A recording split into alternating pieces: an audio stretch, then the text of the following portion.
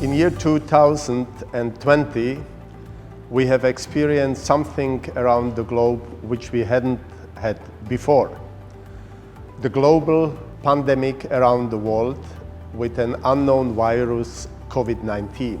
We have now 2 years of experience with the pandemic and the reaction around the globe in different social economic surroundings, different political structure, and of course, therefore, at different outcomes. So let's come to the COVID-19.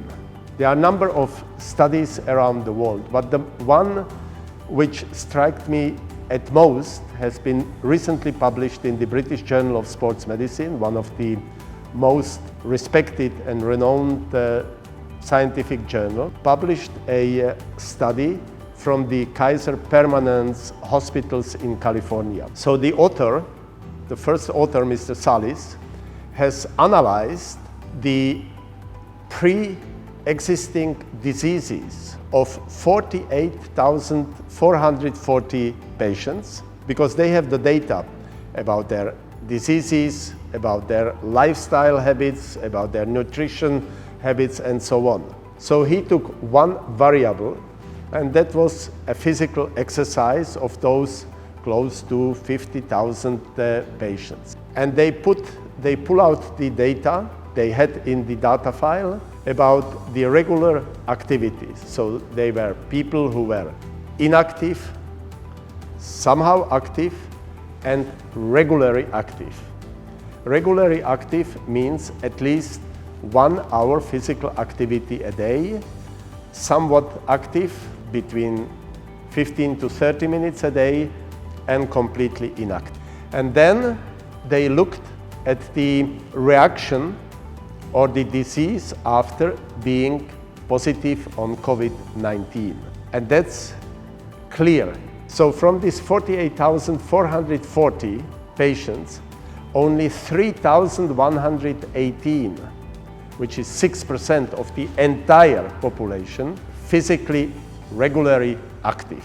Now they looked on the symptoms, admission on the ICU, intensive care unit, and deaths based or following the COVID-19 infection.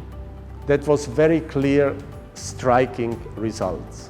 As related to the hospital admission, ICU admission, and death, the less active, the more admissions, and also the risk of dying from COVID-19. Clear indication that pre-existing physical inactivity had followed by severe symptoms and even deaths. We know from other scientific results that physical inactivity will lead to a number of non-communicable diseases, such as high blood pressure, diabetes type 2, any cardiovascular diseases of the vessels and so on, and many others. The non-communicable diseases is the number one threat which we are encountering. And to tackle those, the physical activity is number one, but there are other aspects which are leading to that.